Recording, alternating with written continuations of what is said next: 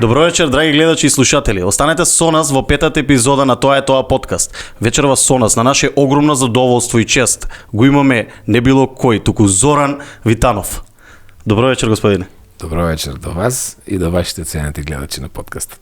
Како сте, како се чувствувате, како Велес? Супер, пријатно изненаден. Прво од вас, од амбиентот овде, а и секако од Велес. Велес ми е град кој што нон-стоп ни животот го одминувам, ама секојаш кога можам и застанувам.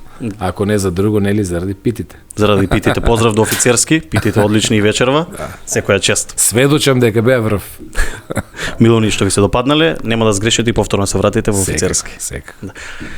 Зоран Витанов, што сакате да кажете за почеток за вас? Тоа е најтешко. Зоран Витанов е обичен човек, оженет, татко на 3 деца. Милувам да кажам на шала 3 деца од една жена. Економист по професија, предприемач, мислам дека тоа е тоа што најмногу така најмногу се пронашле во тоа. Се пронајдов ептен во предприемништвото и тоа не само како практикување на предприемништво, туку и едукација, едуцирам за предприемништво. Еве последно време и автор, да не заборам, и книга си напишам своја, да. Нетворкер, инвеститор, но можеби најважно од се, семеен човек, татко. Пред се човек. Пред се човек, да. Додека стасаме до тие работи и до книгата, имаме многу време, бидејќи не интересираат многу работи за вас. Сакаме да почнеме од почеток. За какво дете беше Зоран Витанов?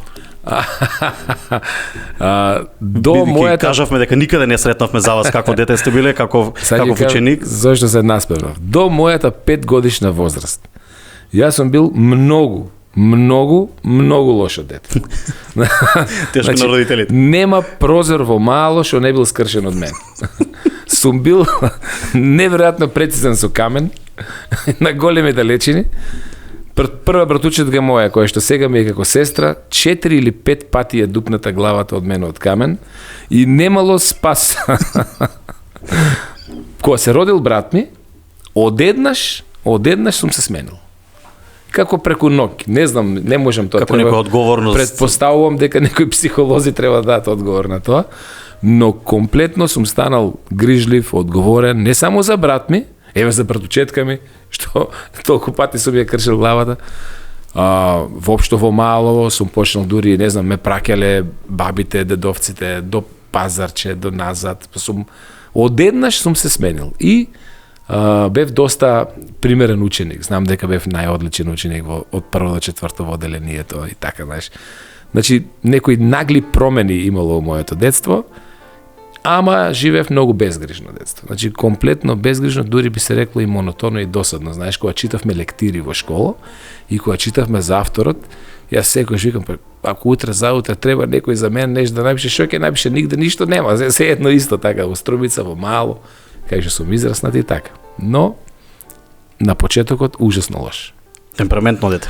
Многу темпераментно. Додека не дојде обврската за братчето. Веројатно, предпоставам дека е таа промената. Значи, до толку темперамент, што толку има случки со мене, значи, што да ти кажам, навистина многу. Имате некои анекдоти да ни кажете, некои работи што ви се случиле за време на училиштето, додека сте... Па не, имам анекдота една пред училиштето.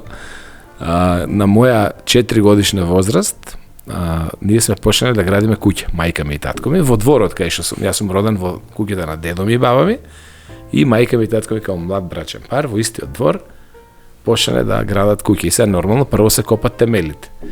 И требало да одиме на некоја свеченост, тогаш беше многу популарен Цар Самуил Самуш бил отворен хотелот во Банско, Бања Банско, висока Б категорија, тогаш така се двојане хотелите, и требало со пријатели да одиме на вечер. И јас сум паднал во темелите, дотеран комплетно, значи они спремни веќе да одат на вечера, а па за белја, чичко ми во тие темели си го менувал улјето од Fiat 1300, тогаш тие беа југословенски Мерцедес ги викале, и во корито како што улјето го, старото го ставил и го фрлил во темелот. И јас сум паднал и излегувам одеднаш црнче, само белките ми се гледале. Црн! И нормално им пропаднала и вечерата и не можеле, 3 дена сум бил црн од улјето, не можеле да ме измијат. Значи ви кажам, тотално Непредвидливо и ностоп бели. Добро, нели, до таа возраст до која кажувате дека сте биле темпераментен. Можете да се присетите каква фантазија сте имале како дете што ќе станете, нели? Некој сака да стане, не знам, спортист, некој сака да стане... Не, што да се одма знам, космонаут. Во тоа време имаше еден цртан филм, мислам дека беше унгарски цртан филм, Микроби го вика, не знам, го нема, го барав еднаш и на YouTube да го најдам, го немаше. Сум сонувал толку реални соништа како патувам по други планети, по други сончеви системи, како имам свој вселенски брод, како откривам нови светови. Тоа се знаеше, значи немав дилеми дека јас ќе бидам космонаут. Као 2 и 2 4, се знаеше дека ќе бидам космонаут. Немав дилеми. За разлика од сегашниве деца, нели, обкружени со телефони и компјутери, какво детство имавте вие? Па немаше, тогаш немаше телефони и компјутери. Надвор со децата игравме додека не се стемни и после додека не изедеме шамар од родителите, ние не се прибиравме и секој ден, буквално секој ден јас бев надвор со другари. Малото вриеше од дечиња. Тоа беше едно мало кај што во тоа време беше во периферијата на градот. Сега веќе Струмица се прошири, па не е веќе периферија. Но и имавме многу близу до нас беа веќе и нивите и полјанките, па имавме простор за играње невиден. Безгрижно детство. Имавме во близина беше и средното земјоделско училиште, па тука имаше што туку не направија тогаш игралиште за фудбал, кошаркарско игралиште. Прекрасно, безгрижно детство со многу деца. Многу. Па имавме ривалство меѓу мали, знаеш како е тоа? Надпревари. Да, и сега ако некој се закачи со некој друг, одма од твоето мало, сите се со тебе, па од нивното мало, па знаеш. Немој да задеваш никој од моето мало. Па имаше и тепачки, имаше и се, нели, па се правиш. Го спомнавте помалиот брат, значи вие сте повозрасниот, поискусниот. Имаме дознавме дека сте му бегале, дека не сте сакале баш да го дружите. Па нормално, он беше 5 години помлад од мене и сега мене ми беше као, имав јас чувство дека пред моите другари, ако сум со брат ми, дека јас си играм и со мали. Идеме ке јас со мали не си играм. Да. Он па сакаше, он му беше интересно и така. Значи му бегавте. Тој ли го кажа тоа? Имаме ние само информации, а од кога нема да откриваме. Значи инаку си имаме информации, внимавајте кога доаѓате, се знаеме за вас. Разбравме дека Витанови, голема фамилија, значи дека имате братучеди многу. Да, и од истиот извор дека сте се делеле на братучеди постарите и помалите. Да. Истото како со братот, со братчето. Значи не сте ги дружеле, сте им бегале. Да, така беше. Сега јас имав таа среќа што јас бев во средина. Пола од првите братучеди мои се поголеми од мене, а половина од моите први братучеди се помлади од мене. И јас имав таа привилегија да се играм и со едните и со другите. Иначе татко ми биле 5 браќа и една сестра. Сега се мислите, сестрата имала 3 деца, двајца од браќата имале по 3 деца, другите по 2 и до ден денеска, сите тие први братучеди, ние се однесуваме и си живееме, дури имаме нели на Вибер група Витанци. И до ден денеска си живееме како да сме браќа и сестри. Нема разлика. Браточет, брат и така. И тоа посебно јас лично посебно се гордам на. Па така како викаат старите, нели, дека богати сте кога имате голема фамилија. За среќа вие, како што кажувате, огромна фамилија, 6 деца. Да, татко сите по неколку. Точно, сите по неколку и навистина. Тоа е огромна. А втори братучеди имам еднаш се обидов да ги бројам, не успеав, дефинитивно се троцифрена бројка, значи троцифрена бројка на втори братучеди, бидејќи само баба ми, на татко ми, мајка му биле 11 браќа и сестри. И се замисли, кај ги знаеш, нема шанси да ги знаеш. Не, сега за нас е незамисливо, тогаш може би и не било толку чудно, туку сега не знам, 1-2 деца и тука е веќе максимум, така да не е возможно да имам толку братучеди или... Да, така е, така. Меѓутоа тоа е богатство, да знаеш, тоа е големо богатство. Да, затоа реков старите рекле дека е огромно богатство. И во сите профили не има, што е исто интересно. Значи секакви не има, од инженери, лекари, глумци во МНТ, Томе Витанов, може да се чул, тој ми е чичко на татко ми, најмал брат и така натаму. Така да навистина не има во сите профили не има. Каков проблеми да имате? Секаде да. Може да се обратите. Така. Експерти за се. Кажавте дека сте имале безгрижно детство, дека немало компјутери, дека немало технологија, но исто разбравме дека имате први компјутер во Па може, не знам, на улица или на мало, Не, јас мислам дури најверојатно и во Струмица. и во Струмица. Тоа беше 1985 година, Комодор 16, купен од Марибор, од Бирострој, тогаш позната беше таа. И во школото, во основното училиште Моше Пијаде, кај што учев, така и ме знае, као детето што има компјутер дома.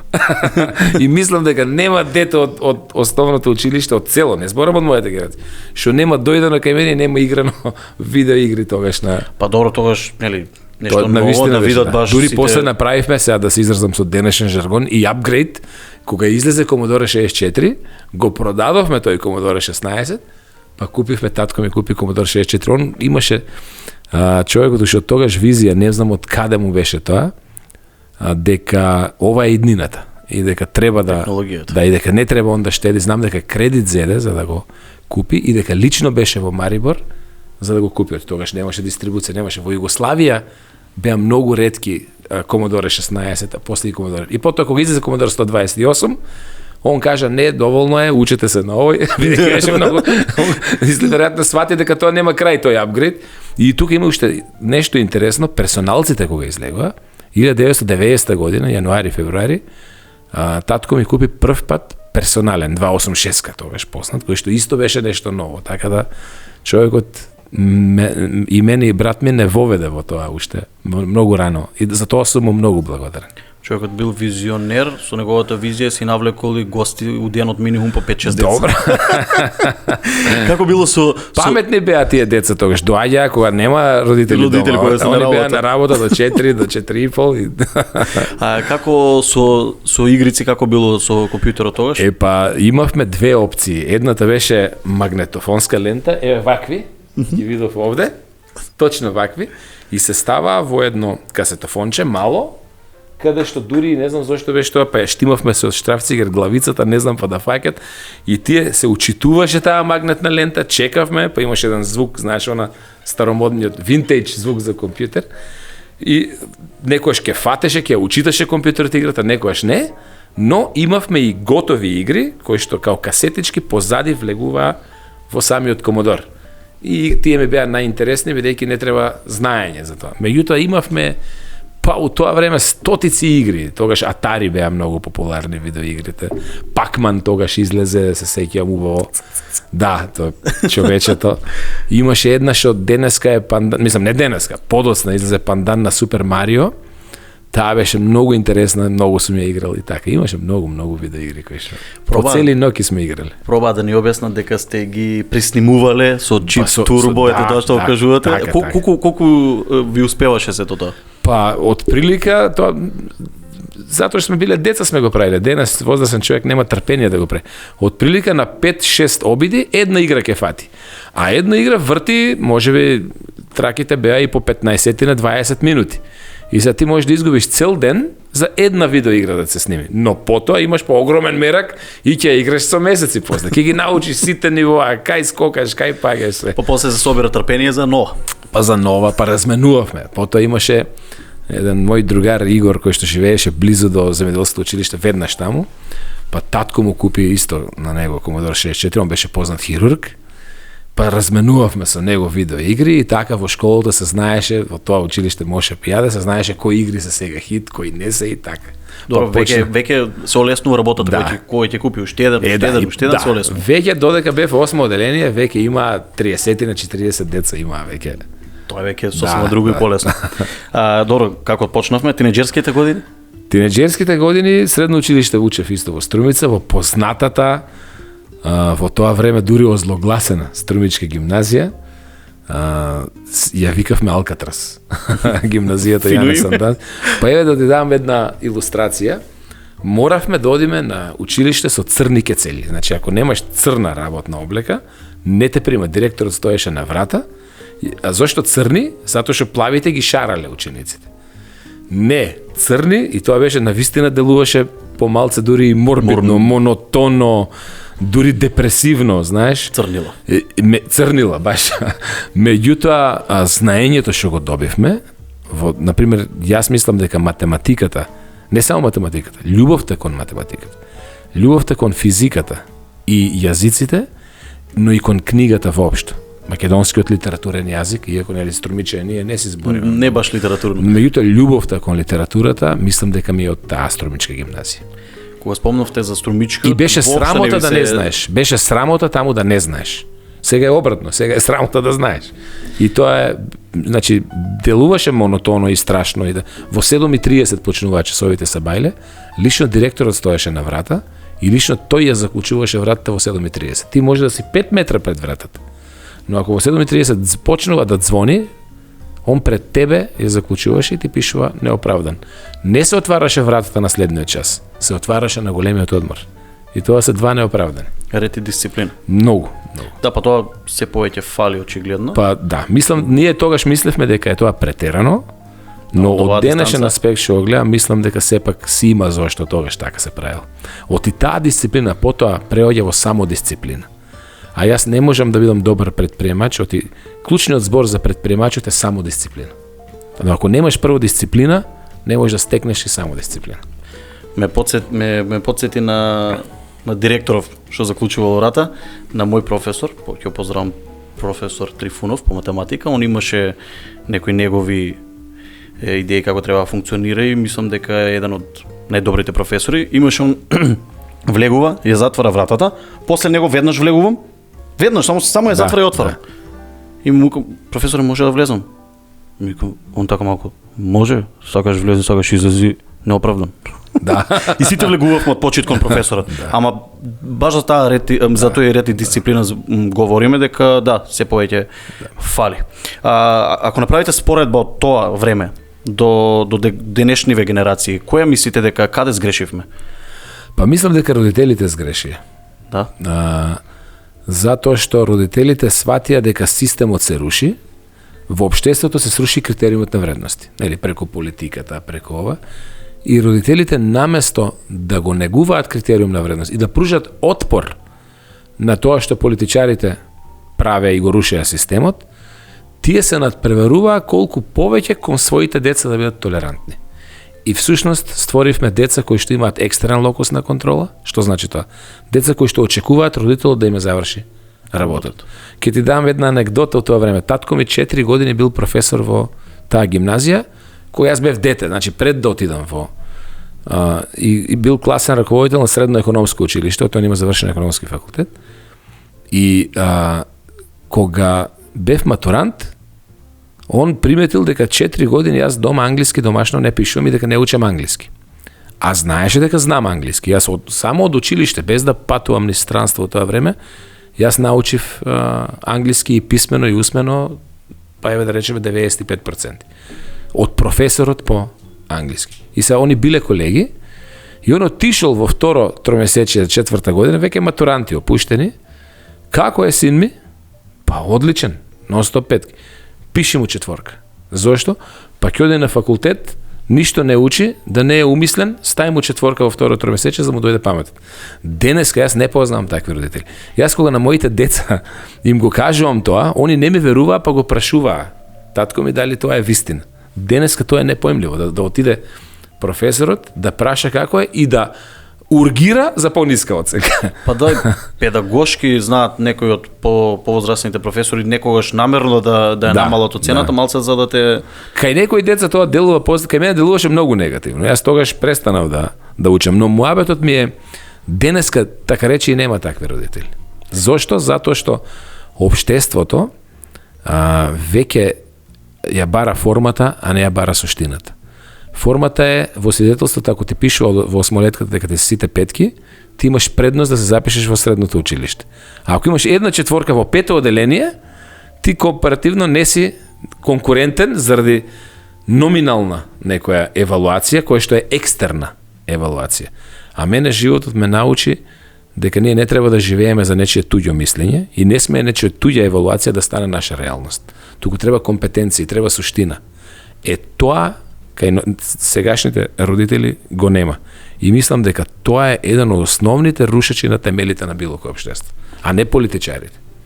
Значи денес за сите нашите деца се најдобри и тука малце ги уништуваме. Да, така е. Кога почнавме веќе да правиме како било како е сега, повозрастните често знаат да кажат дека многу добро живееле, за разлика од денешново време. Па со Што тоа мислите за тоа? Со тоа не се согласувам. Бидејќи сте го фатили тоа време, Да, го фаќате да, така. баш пол неки ова. Еве, да, јас бев полнолетен кога се распадна Југославија. Да, па затоа викам баш сте го Да. фатили ми двете време. Тоа не се согласувам, еве зошто. Затоа што тие луѓе што мислат дека подобро се живеело тогаш, мислам дека зборуваат субјективно затоа што биле помлади тогаш.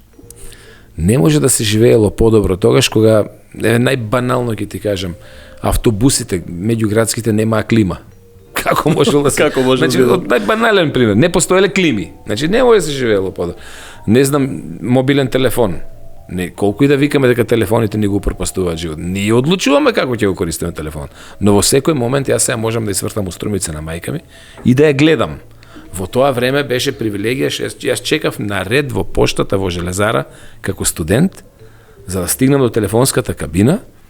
30 минути сум чекал на ред, за 5 минути да разговарам со мајка ми и со татко ми во Струмица, да ги прашам како сте, што сте, како може да кажам дека сме живееле подобро. Не, биле помлади тие луѓе и Така они го се доживуваат потсеќаат на тоа. младост. Оти младост асоцира на безгрижност, а безгрижност асоцира на добар живот. Но инфраструктурно не. Ние патувавме со автобус Скопје Струмица 3 сата и 45 минути. И тоа 80% од патот беше коцка, калдрма. Како може да кажеме дека сме Се живееле? сеќавам пред Струмица и јас дека имаше. Пред Струмица беше до пред 15 некоја година, тука, ма тестина. како до пред некоја година беше калдрма. Така да не се согласувам со тоа. Тоа е носталгија по младост.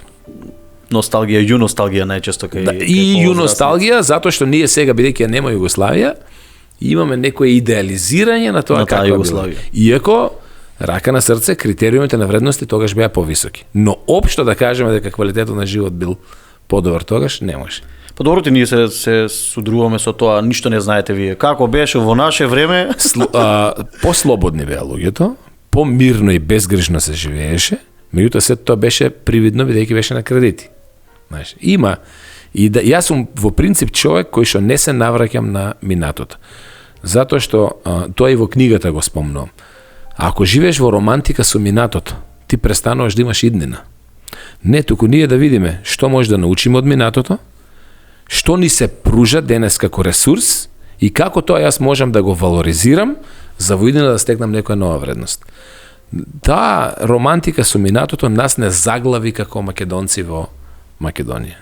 Не можеш да го вратиш времето назад. Туку што може да научиме од тоа И да не ги повториме грешките. и да не ги грешките. повториме, да, така е. Така е. Но кога спомна за патување, дедо ми кажува, например, до Сончев брег, со Фиќо. Тоа. Кам не. Да, ви одев. И сега да тргнам со Фиќо. Не мора со Фиќо, само тргнувам од тоа дека ете клима, ако нема не одам. Не, така Не е, одам. така е. Едноставно токав пат не одам без Да, клима. да, така е. Така. Завршувате средно во Струмица и потоа одите на економски факултет. Не, потоа одам во војска. Тоа го забораваме. Јас сум таа несрекна генерација на ЈНА и за жал на наш грб, на нашата генерација, се случи конфликтот прво во Словенија во јуни месец и потоа јули почна Славонија, Хрватска, Далмација долу и настана еден тотален хаос. Јас сум за жал сведок на распад на цел еден систем и во Југославија и во ЈНА и тоа беше навистина травматично. Во нашата касарна беше Сашко Гешовски, пред да добие прекоманда, тој е првиот загинат македонски војник во ЈНА од Кавадарци. Потоа доби прекоманда во Сплит, па таму загина и почна као глинени гулави да ги враќаат луѓето, војниците од мојата генерација. И тоа беше еден многу неубав момент, но од денешен аспект многу корисен за ние кои што преживеавме, ако и од тоа знаеме да извлечеме поука. Оти навистина беше травматично да гледаш како луѓето со кои што 9 месеци си во иста спална и во иста училница гледаш телевизија, фудбал, а па за парадоксот да е поголем, тоа е таа генерација кога Дарко Панчев со Црвена звезда стана европски шампион во мај месец 91 година. Јас сум 90-91 војска, 91 почна Југославија се распаѓа летото. И сега истите тие луѓе што се радувавме во мај 91 до мај 91 на сите успеси на тој тим на Црвена звезда кога стана европски шампион, кога пукна во Словенија 30 дена подоцна, некаде 20 јуни 91, како почнавме спонтано да се одвојуваме под влијание на медиумите. И како ние, македонците, си верувавме само на себе, србите само на себе, словенците само на себе, до пред месец дена не му беше гајле кој кај ќе седне за да гледа телевизија, сега одеднаш гледаш која е македонска маса, која е словенечка, која е хрватска, која е српска и така натаму. И сето тоа го направија медиумите. Подоцна читав една прекрасна книга од уредникот на телевизија Сараево, Prime Time Crime, кој што на вистина многу човекот беше во право се што напиша, медиумите не раскараа. А ние наивни дозволивме тоа да ни се случи. И по припадност почнавме да ги двоиме луѓето. Од тој јуни 91 се извинам, до денес Балканот луѓето ги двои по припадност, а не по компетенции. До тој момент, значи до моментот кога Звезда стана шампион, јас седнав со луѓе кои што имаа исти критериум на вредности као мене. Слуша Pink Floyd. Не седнав со луѓе што слушаат турбо фолк. И не ме интересираше дали си македонец, дали си хрват, дали си србин. Потоа седнуваш со човек кој што не дели твои критериуми на вредности, ама заради твојата припадност му веруваш на него. И тоа беше навистина една трагична ситуација која што ние ја видовме како се смени. Пред очите ни се смени. И до ден денес, веројатно вашите генерации тоа и го немат видено другата страна на сликата, до ден денес ние живееме во општества каде што припадноста е критериум на вредност, а не компетенцијата. И тоа ја уништи потоа и економијата, го уништува и општеството, и затоа ни се случува ерозија на морал на сите страни во цел Балкан. Ама нашите генерации ја имаа таа во тоа време трагедија, ама од денешен аспект како поука привилегија, да знаеме дека треба да се вратиме на компетенциите, а не на припадностите. Други времења, други мислам ме понесе слика си создавам за сето тоа. Тоа беше многу трагично, да. Дека си во иста просторија со луѓе, поутрети се тие душмани или како да кажам. Да, и потоа во јули спиевме со истите тие луѓе, во истите тие спални, спиевме со гушнати со калашникови секој, со репетирана пушка со 2 шаржери полни. Затоа што не знаеш дали некој што седи до тебе ќе те убие само заради тоа што не си од неговата припадност. Тука за среќа ние македонците бевме попривилегирани, бидејќи не бевме директно, Македонија не беше во конфликт, меѓутоа Словенија, Хрватска и Србија, Босна се уште беше мирна во тој период, јули 1991 година, но гледав како луѓето имаат трауми меѓу себе. Плюс имавме од Славонија пријатели и срби и војнички другари, и срби и хрвати, кои што нема со месеци никаква информација за своите семејства. Како што споменав тогаш, немаше мобилни телефони, ти немаше никаква телефонските линии во Славонија, не беа во функција и тоа беа страшни трауми. Исто во Далмација. Во Словенија траеше кратко, за среќа, меѓутоа во Хрватска целото тоа ние го затекнавме. И тука да фатиме поуглавите. Да. Темата е малце долга и широка, поучна. Ми е специфично од една хармонија успеале медиумите да направат жариште. Да. И тој наслов Prime Time Crime всушност мене многу ми отвори очите ретроактивно отпосле. Бидејќи тоа беше навистина злостор во ударно време на дневник. Почнаа луѓето секој да си гледа својот дневник и знаеа дека секој лаже. Знаевме дека знаат дека лажат и пак им верувавме, како што има цитат Солженицин за Советскиот сојуз, нели, за едноумието. Тогаш се створи во секоја си држава едноумие. И таа припадност мислам дека до ден денес не уништа. Да фатиме поубавите. За жал. На сите нас, да. Уште сме во таа стапица. Се надам ти излеземе што побргу за општото добро. По завршувањето на војниот рок? Економски факултет во Скопје.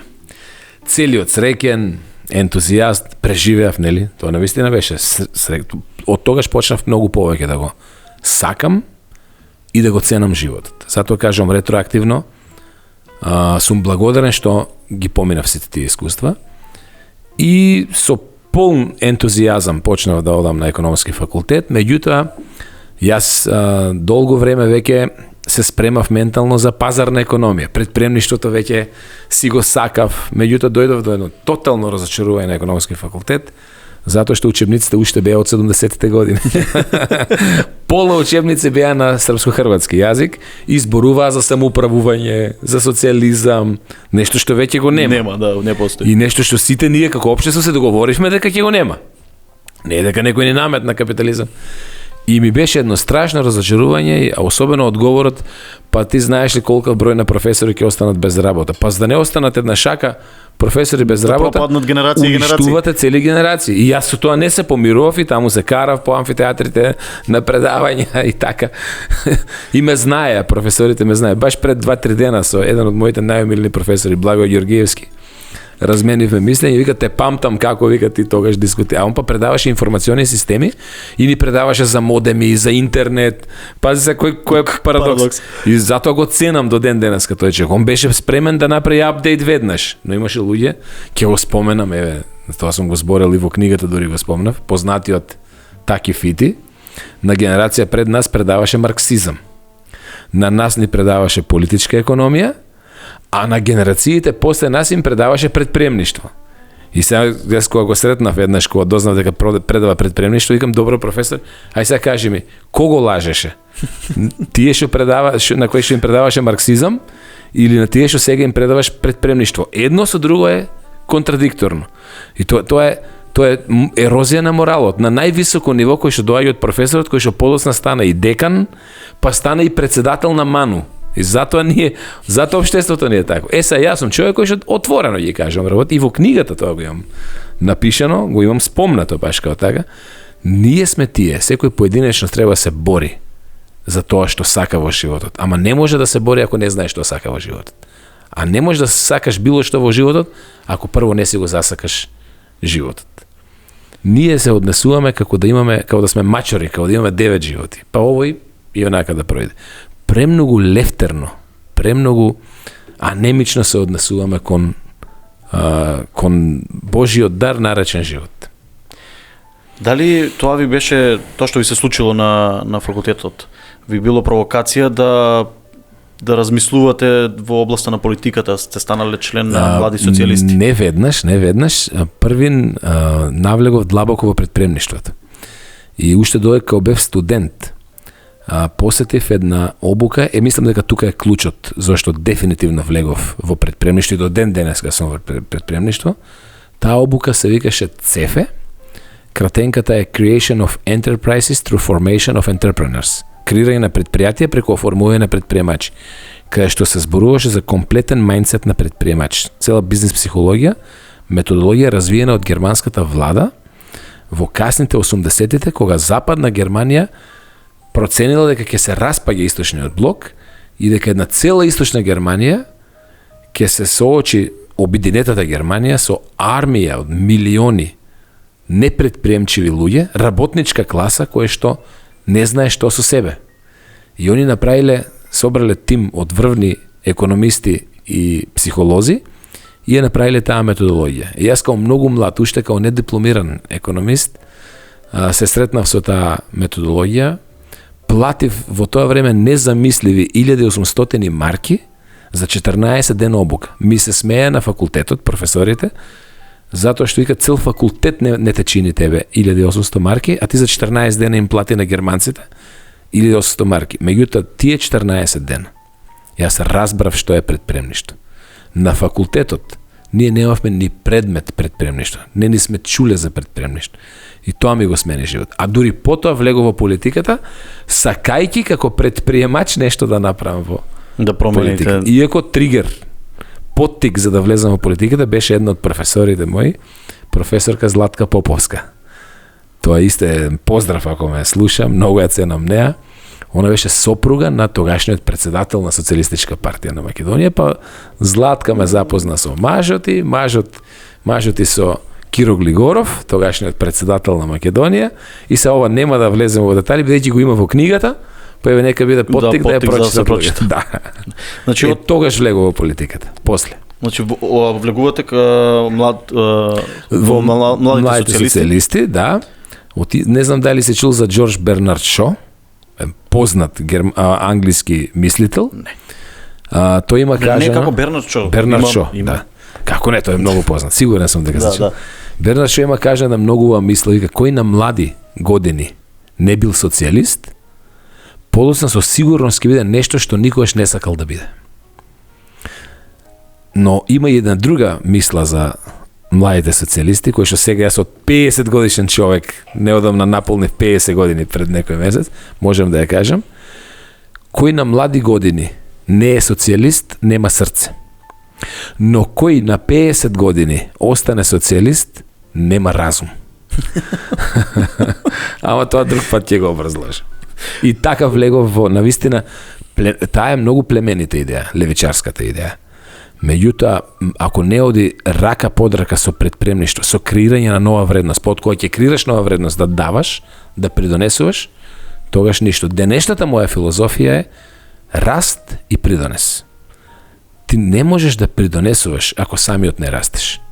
И една јаболкница, ако прво не прерасне во прекрасно дрво кое што дава плодови, да не може да дае јаболка. А социјализмот што вика, не е важно дали расте или не, да иземеме дел. Дајте прво да се развие. Да пркне после. Да пркне, така е. Раст и придонес, тоа е мојата животна филозофија. Сте станале генерален секретар на младите? Значи сте се наметнувале звучи веќе? Многу звучно, не беше толку таа. Да, прво бев обичен член. Потоа, по предлог на председателот на партијата, станав член на извршниот одбор на младите социјалисти. Значи сте оставиле впечаток? Па, предпоставувам, не знам, не можем јас да зборам за себе. Да, во книгата е нагласено како тоа се случи. Еден мал куриозитет, председател на младите социјалисти тогаш беше Велешанец, еден поздрав до Ласко Јорданов. Од тогаш сме пријатели со тој човек до ден денес и за цело негово семејство. Подоцна станав секретар, па подоцна го заменив него, па станав и председател на младите социјалисти. Не, всушност него го замени еден друг наш пријател кој што до денес ми е пријател од Куманово. Па Никола, па него јас го заменив подоцна, значи председател, па потоа портпарол на таа партија, па пратеник, заменик министер, па пратеник и на крај кажав политика. Никогаш повеќе. Никогаш повеќе. Значи сте растеле, мислам сте имале да, беше амбиции? природен беше растот во политика и сега милувам да кажам, тогаш сум бил млад и наивен. Сега само млад. Ама сега сум само млад. А имате некој во фамилија што е во политика, па или баш мислам дека немам никој во фамилија. Витанови гледаш не има во сите области, ама политика не. Јас бев един и фала Богу не повеќе.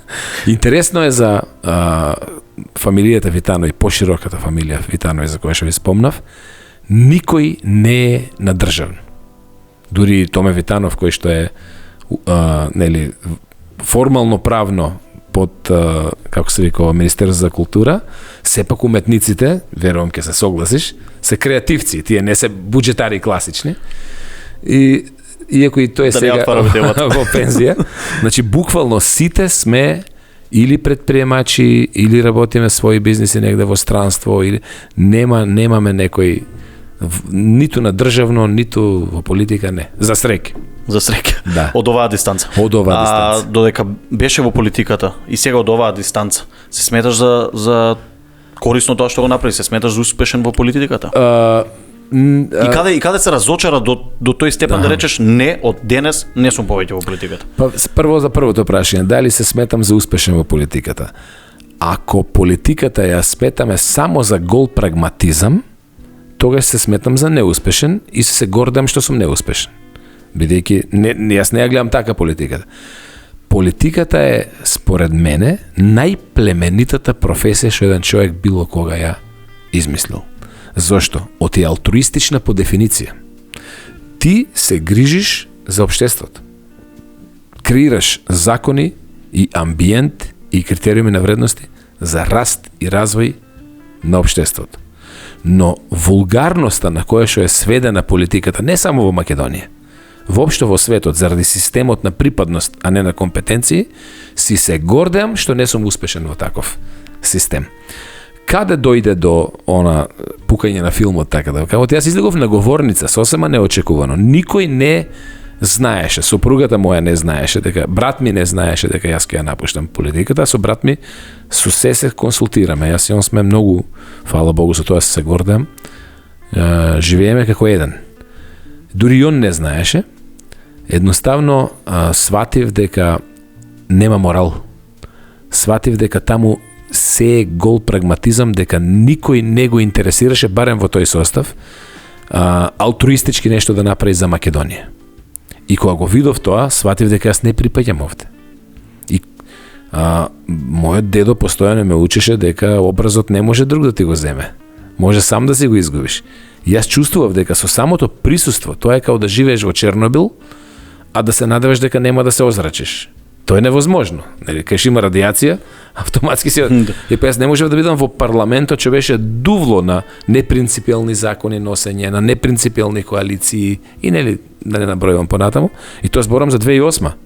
Денеска, после 13 години, 14, денеска е за 5-6 пати, не проценти, за 5-6 пати уште понизок моралот отколку тогаш. И од ова временска дистанца си се гордеам што без план Б, без алтернатива, немав концепт што, излегов од политика. Но, бидејќи веќе го имав знаењето за предпремништво од германската влада, од германското министерство за развој, ЦЕФ методата, јас знаев дека во предпремништвото ќе се пронајдам. И почнав. И мислам дека сега придонесувам повеќе во општеството, отколку тогаш. Да, го читав тоа и сериозно добро звучи, дека со тоа што сте најкако у првите што имате персонален данок во државата? Да, јас сум еден од најголемите плаќачи на персонален данок. Да, тоа значи дека сите приходи легално си ги пријавувам и на сите мои приходи, секој може да ги види моите приходи, транспарентни се, и на сите приходи плаќам 10% персонален данок. Во моментот плаќам повеќе персонален данок отколку актуелниот премиер, бившиот премиер и лидерот на опозицијата заедно. И тоа ме прави потполно слободен човек. Прво зборува дека легални бизниси водам, второ праќам порака дека секој граѓанин на Република Македонија може да го постигне тоа, само треба повеќе да верува во себе и да се охрабри. Проблемот на денешното општество, не во Македонија, во светот, има недостиг на храброст. А тајната за слободата е храброст. Тоа го образлагам убаво во книгата. И покрај тоа што кажа за персоналниот данок, колку говори тоа колку си успешен и сум фрапиран од тоа колку си достапен. Значи тоа е еден поздрав до сите, значи што се занимаваат со било која професија каде што се успешни, дека не значи дека ако си успешен дека треба да бидеш недостапен. Така да баш обратно, секој успешен човек сака да го сподели успехот. Тоа е како некој земјоделец кој што има добра сорта, кој што створил добра сорта, добри семе. Он сака тоа семе да се дели понатаму, сака да недостапен е оној човек кој што на сомнителен начин има стекнато капитал. Јас барем така мислам. Баш обратно, ние треба да го нели кажавме раст и придонес. Па главниот придонес е знаењето да го сподели, искуството. Ако некој нешто што сакаш ти, еве како актер, твоите колеги постари, поуспешни актери, да ти го споделат или да не го споделат нивното искуство и знаење со тебе? Дали би сакал еден Ристановски, што еве јас лично многу го ценам, дали би сакал... Цениме сите. Добро, нели, зборам за себе. Дали би сакал да го сподели неговото искуство и знаење со тебе или да не го сподели? Се разбира да го сподели. Па кога го споделува, он нели придонесува за подобро актерство, нели придонесува за уметноста во Македонија да се подигне на повисоко ниво. Секој успешен човек сака да сподели. Знаеш што е проблемот на просечниот македонец? Он сам се елиминира многу често, сам се дистанцира од успешните, верувајќи дека тие се недостапни. Всушност, ние не веруваме во успех и затоа не се приклонуваме кон успехот. А всушност обратно е. Сите успешни луѓе се лесно достапни. Јас сум комуницирал со Тони Робинс, со Роберт Кјосаки, со Ерик Вори, веќе сме другари. Со Ерик Вори на телефон се слушаме. А на почетокот верував дека тие луѓе се тотално недостижни за мене. Не, напротив, се изненадив колку се пристапни. Еве ќе ви кажам, Тони Робинс го сметаат за фабрика за милионери во Америка. Тони Робинс е ментор на најиновативната компанија на планетата, Salesforce. Тој е ментор на Salesforce Јас го поканив и дојде и ни беше предавач во Гелзенкирхен, заедно со мои колеги, додуше не сам, во Шалке арена и ни држеше предавање пред 40.000 луѓе. И сега јас и Тони Робинс сме на комуникација. Зоран од Струмичко. Што сакам со тоа да кажам? Успешните луѓе се многу подостапни од колку што ние веруваме. Но ние, бидејќи во успех не веруваме, ние не тргнуваме кон успехот. Секој што го слуша ова, да се охрабри, да дојде. Еве, вие на еден телефонски повик се јави Гордан, Чичко Зоки, вака и вака. Прво, кога видов дека имате иновативна некоја идеја, самото име ви е многу креативно, да ви кажем, Inventive. Тоа е многу креативно, многу јасно и многу зборува. Плюс кога ви ги погледнав подкастите предходни, па викам, ова се дечки кои што треба се подржат, да се охрабрат. Зошто? Живееме во медиокритетска средина, живееме во средина кај што просечните владеат. Просечните имат интерес, сите да останеме просечни. Ако го дигнете стандардот во Велес, ќе испадне дека и другите во Велес можат.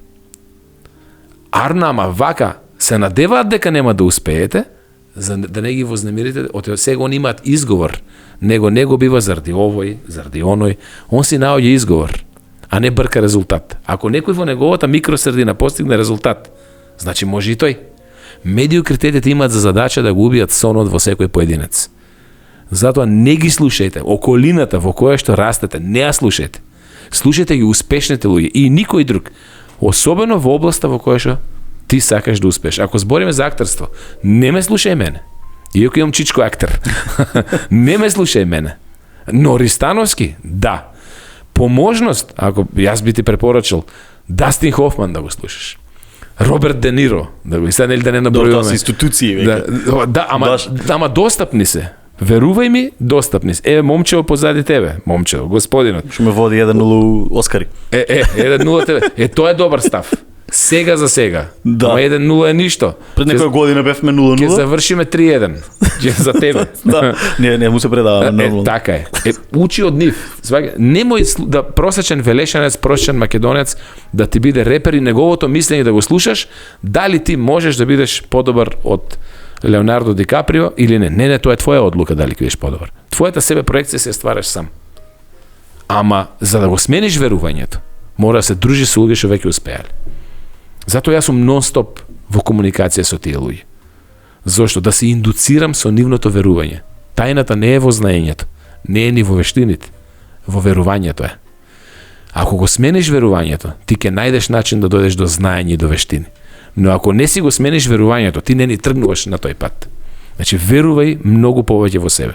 Еден од моите ментори вика, го прашав, викам, добро, кажи ми, викам, ако можеш во една реченица да ми даш препорака, вика, одма ќе ти кажем, believe faster, believe bigger, точка. Верувај побрзо и повеќе. Толку. Оти се можеш. Нема нешто што не можеш. Ама ако ние живееме во медиокритетска средина, ние само слушаме како нешто не може, како нешто не бива. Слушаме како луѓето се жалат. Не постои човек на оваа планета. Не постои човек што не знае да даде изговор зошто не е успешен. Сите знаат да дадат серија изговори зошто се неуспешни. Ретки се луѓето што знаат да испорачат резултат. Јас ги барам и комуницирам само со луѓето што испорачуваат резултат. Сакам да сум актер. Леонардо Ди Каприо ме интересира. Дури не ни Ристановски. Леонардо Ди Каприо. И ќе го најдам. Ако не го најдам, прво ќе слушам негови предавања. Еве ќе ти кажам, Ерик Вори што ми кажа. Лично. Вика Зоран. Јас вика на почетокот, он во 80-те години работел. Во кола. Ќе купе вика ваква касета, тогаш немало друга технологија аудио освен ова. Вика од Джим Рон, од Наполеон Хил, од Ерл Найтингейл и сами ги набројува луѓето од кои што тој учел.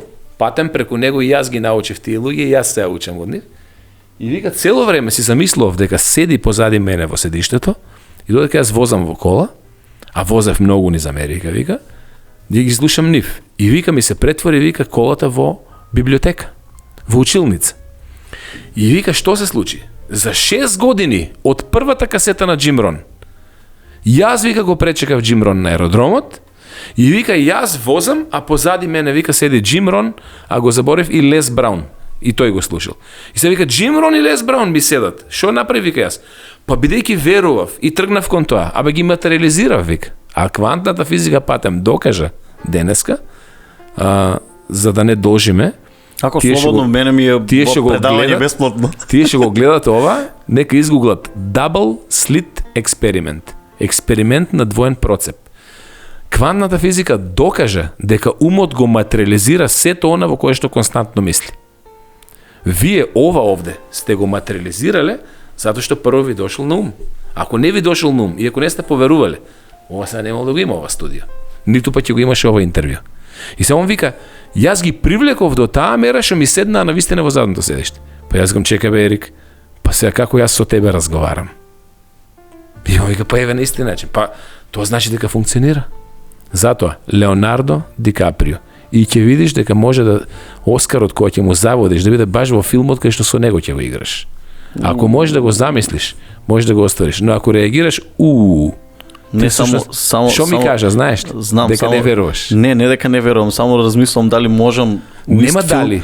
Баш за 3-1 да му поведам. Тоа може веќе да биде за 5-1 или за 6-1. Не. 2-1 ќе му водиш. А така па за третиот? За 3-1? Да. Оти дали ќе има некој што тоа некојаш ќе го направи?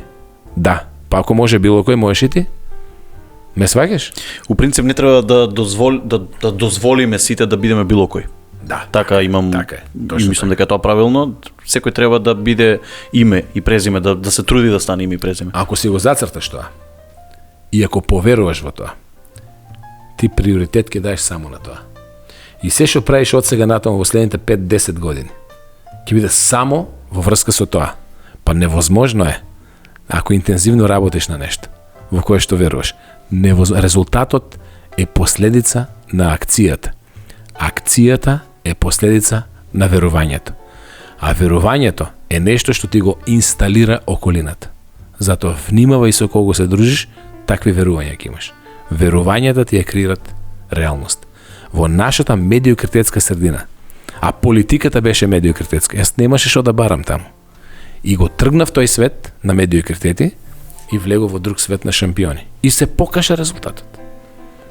Бидејќи не интересира светот на шампиони, а имаме само уште две прашања од останатото од политиката, да не ги забораваме, бидејќи ни се интересни да ги слушнеме. Имавте понуда за амбасадор во Канада и одбивте. Да, всушност тоа беше, бидејќи јас не сум дипломат од кариера, беше понуда за генерален конзул во Торонто, но за 4 месеца му завршуваше мандатот на амбасадорот наш во Отава, и јас само требаше потоа да станам ВД амбасадор, така беше предлогот. Не само што имав понуда, тука има нешто многу интересно. Владата на Македонија на седница, сега ја заборев датата кога беше, ме назначија, тогаш беше министер за надворешни Антонио Милошевски, ме назначија за генерален конзул. Иако, кога ме праша, јас експлицитно им кажав дека такво нешто не ме интересира, бидејќи јас ја напуштам политиката. Но они веруваа дека со тоа ќе ве привлечат да се вратите. Кога ќе објавија во вечер песникот, и излегов на насловна страна дека е Витанов како економиски, една многу позитивен текст, јасна насловна, убава фотографија, и нормално луѓето почнаа да ми честитаат. Телефонот беше вжештен, браво, и они веројатно веруваа, очекуваа дека ќе кажам па добро ајде, нели, дека егото ќе ме. Меѓутоа јас експлицитно одбив дека зборот даден јавно, ако го поречеш и ако зборот не ти тежи, ти као личност немаш никаква специфична тежина.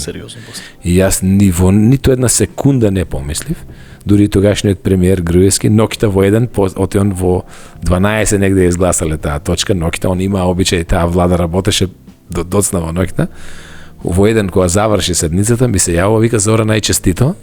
Викам, извини, Никола, ама ти мојот одговор го знаеш. Плюс, викам, во еден Нокита се разрешува, не се назначува. Во бизнисот се назначува во еден попладне. И тогаш ми се налјути, па не комунициравме можеби добри 10 години со него, но експлицитно одбив. И си се гордеам на тоа што одбив, бидејќи гледам дека мојата природна средина е предпремништвото. Односно, уште попрецизен да бидам, светот на компетенциите. Свет на припадности мене не ме интересира.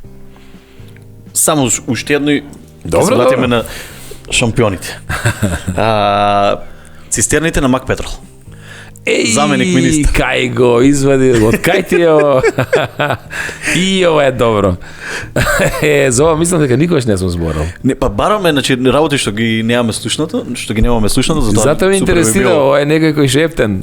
Значи, јас бев заменик министер за економија кога беше конфликтот во Македонија 2001 година. Во таа така наречена широка владина коалиција, кај што за да се изолира, сега цитирам македонската официјална политика и јас се уште стојам на тој став, за да се изолира терористот Али Ахмети и за да покажеме на меѓународната заедница дека тие се терористи и ништо друго и убийци, бидејќи убиваа цивили, се здруживме сите политички партии, и ПДП, и ДПА, и ВМРО ДПМН, и СДС, и социјалистичка, и либерална, која беа тогаш, не знам, и формиравме влада на национален спас. Што беше прекрасен потек. Нешто што денеска на Република Македонија и не достига. Возможно е, се е возможно. Но треба, што? Храброст. Сега, од кога формиравме тоа, имаше интересен податок. Јас бев формално правно како опозиција во таа влада, бидејќи тогаш на власт беа ВМРО ДПМН и ДПА. А Социјалистичка партија беше опозиција, но бидејќи имаше широк влада за национален спас, влеговме внатре, но министерот мене ме третираше како некој упаднат во министерството, кој што не смее да добива информации. И он имаше добра соработка тогаш со владата на Ѓоргиевски и од нивни причини, што не ги знам кои се, им забранија на цистерните на Млаз Богданци, кои што увезуваа нафта за Макпетрол, тоа да го прават и понатаму. Веројатно ја форсираа ОКТА. Тогаш беше, нели, Лјупчо Ѓоргиевски беше у добри односи со ОКТА, нели, пота влезе ОКТА, или веројатно го уценувале Макпетрол. Тоа мене не ме интересира, не сакам да претпоставувам зошто, да, што се случило тоа. Но Макпетрол ја тужи Република Македонија.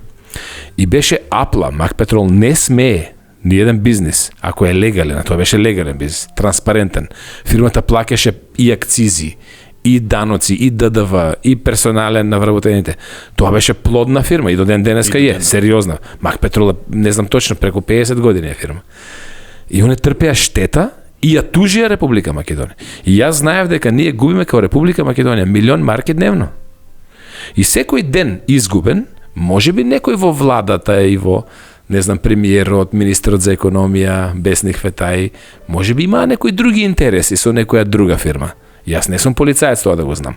Но знам дека беше оштетена сериозна фирма која што беше бренд, крвоток на течните енергенси во Република Македонија, бидејќи имаат 130 бензински пумпи низ државата.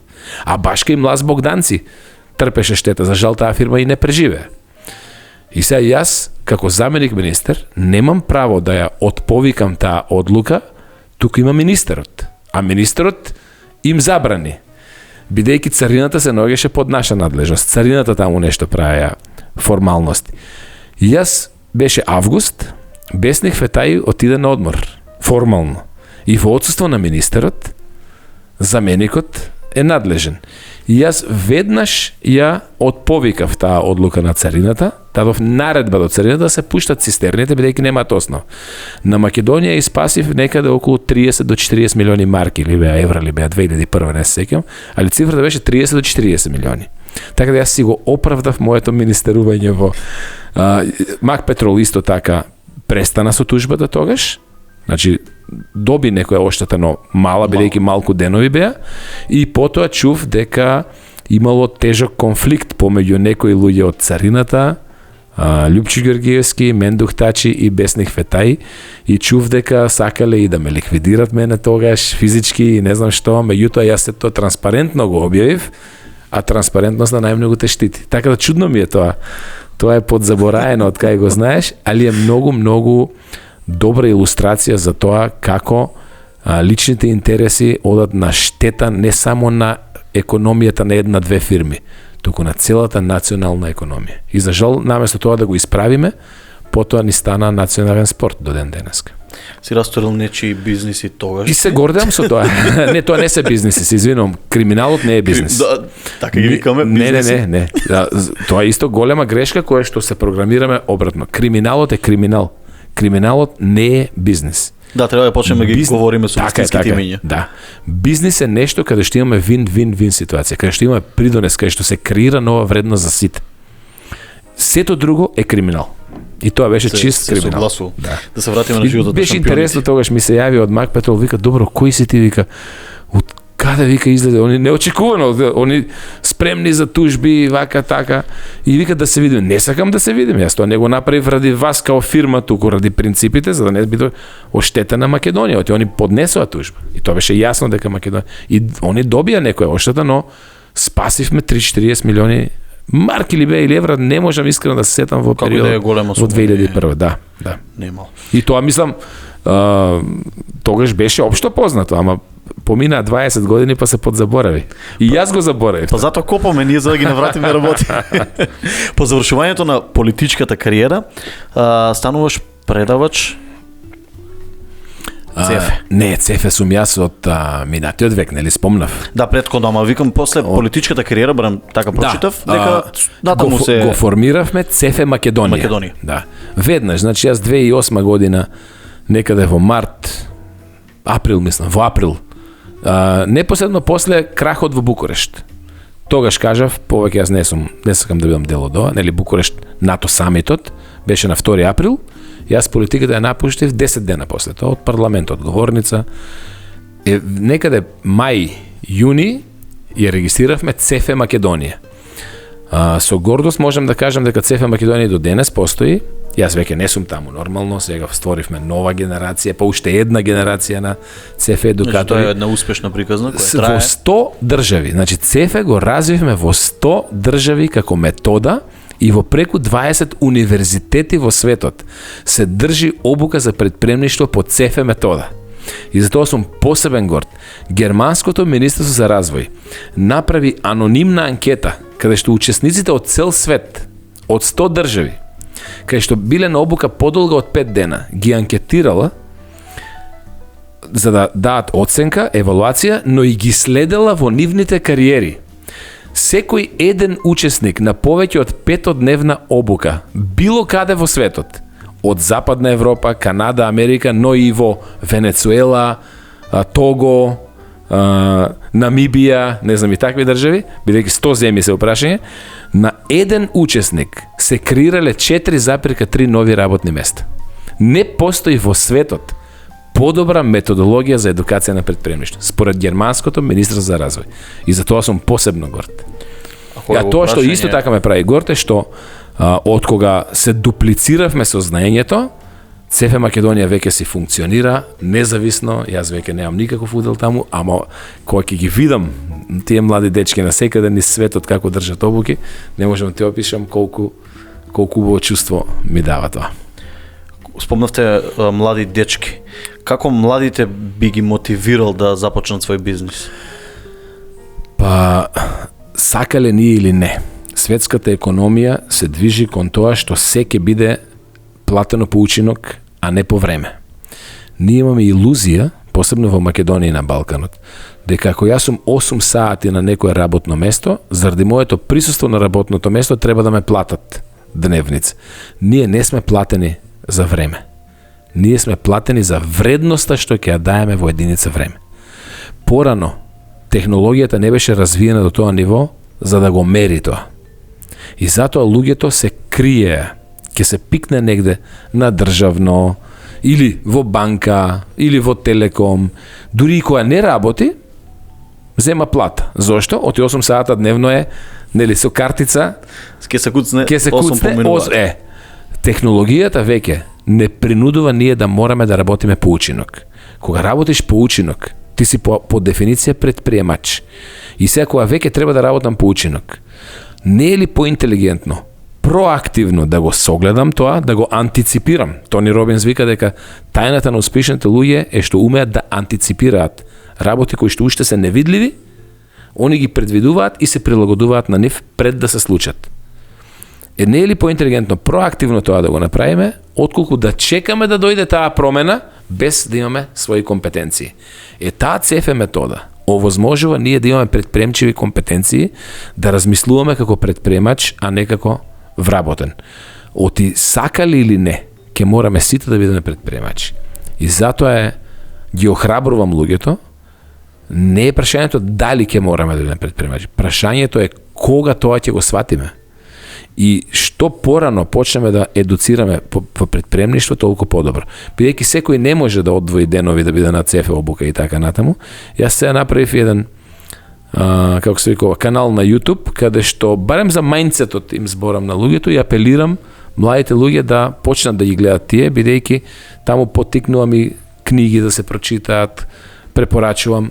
Начинот на размислување како предприемач по автоматизам на вас ќе ве направи да креирате пари, а не да работите за пари. Оти се додека работиме за пари, ние сме робови и ние сме си ја дале слободата за сигурност. Умре времето кога можеше да се најде сигурност. Сега најнесигурно е да барате сигурност. Охрабрете се и терајте. Као што вие сте се охрабрили и го правите ова. И днината е во предпремништвото и тоа е добра вест. Тоа не е лоша вест. Мајндсетот го спомна? Да. Мислиш дека имаме генерален проблем со тоа? Па младите не. Младите луѓе си го барат чарето. Пазите, денеска со ова справичка овде што сите ние имаме во джебот. Сите информации. Сега можам да те го најдам за 10 секунди. Достоевски на норвешки јазик. Во условно кажано мое време, да не звучам сега јас. Многу старо. Меѓутоа еве да кажеме, баш еве кога се запознав со ЦФ методата. Јас сум барал книги. Сум барал пријатели од Холандија да отидат во тамошни книжари, па сум ги чекал 30 дена да ми стигне по пошта книгата, па недоразбирање, па не била таа книга, па била друга. Денеска, секоја книга, вие може да се ја нарачете и во истата секунда да ја читате. Дигитално или за 14 дена најкасно во хард копи да ти стигне на домашна адреса. Денеска, незнаењето е избор. Јас во мојата книга едно од мотивите кој што преовладува читајќи ја книгата е успехот не е твое право. Ние мислиме дека ние имаме право на успех и бидејќи нешто имаш право, ти можеш да го искористиш, но и не мораш. Не, успехот е твоја обврска. Оти ако не сакаш да успееш, ти не си го сакаш животот. Ако не си го сакаш животот, ти не се сакаш себе си. Ако не се сакаш себе си, невозможно е да сакаш друг. Затоа живееме во општество на мнозинство неемпатични луѓе. Оти се откажале од успехот. А успехот ни е обврска. Замислете ако сите ние се стремиме кон успех, каква ќе е Македонија? Е тоа што ние сме се откажале од успехот. Ние не ги сакаме ни другите луѓе. И затоа кога не ги сакаме другите луѓе, ние сме како отупени, како умртвени, како зомби. Треба се вратиме на есенцијата, треба си го слушаме срцето. Тука Стив Джобс прекрасно има на Стенфорд, мислам дека кога се обраќаше пред абсолвентите, кога кажуваш, вика, охрабрете се, голи сме се родиле, голи се заминуваме. Тоа што го знам со сигурност, вика, еден ден ќе ме нема. И тоа, вика, ве ослободува. Кога веќе знаеме дека е тоа така, ние немаме што да изгубиме, можеме само да добиеме. Следи си го срцето, охрабри се. И онака еден ден ќе не нема. Не е прашањето дали живееш 100 години или 10 години или 50 години. Прашањето е како живееш и на крајот на животот што ќе оставиш позади себе. Но уплашените луѓе веруваат дека живеат во криза и затоа се уплашени. Единствена цел им е од кризата да дојдат до опстанок. И кога ќе опстанат, не ги интересира ништо друго. Се изолираат, демек мене ми е добро, баш ми е гајле. Опстанокот и кризата е едно те исто. Тоа е верување во оскудност, во немање. Не, целта треба да не биде успех, а не опстанок. Ако сме сега опстанати, еве, живи сме, здрави сме, сега треба да успееме, тоа не е обврска. Не заради цел сама за себе да биде успехот. Туку од успех да тргнеме кон следниот чекор, а тоа е значајност. Во Македонија ниту имаме здравство, ниту имаме критериум на вредности, ниту имаме инфраструктура. Вчера читав возот патувал не стигнал никош. Внимавајте, тоа го читаме во 21 век. Завчера читав дека некоја во Клечовци или беше во Ранковци или беше Кумановско, вика против пожарната служба доби телефон. Значи, тоа што зборува? Дека ние сме тие, ти и јас, кои што треба ново општество нешто да му даеме. Ние сме дојдени овде да даеме. Но ако само се стремиме кон опстанок, а не кон значајност преку успех, како ќе му даеме?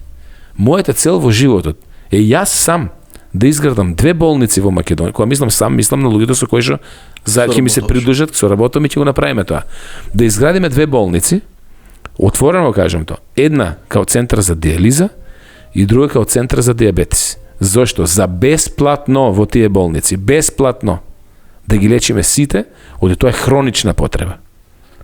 И многу луѓе заради недостигна, заради местење на тендери на инсулини, или заради неквалитетен инсулин, или заради немање инсулин, или заради неквалитетна диализа, луѓе не умираат. Па тоа е значајност. А ако некој некаде изградил болница и ја дал бесплатно да се користи за пациентите, тоа значи дека можеме и ние. Но не го сметаме успехот како обврска. Туку го сметаме како право. Зошто? Па види има овде правник меѓу твојот тим овде. Да.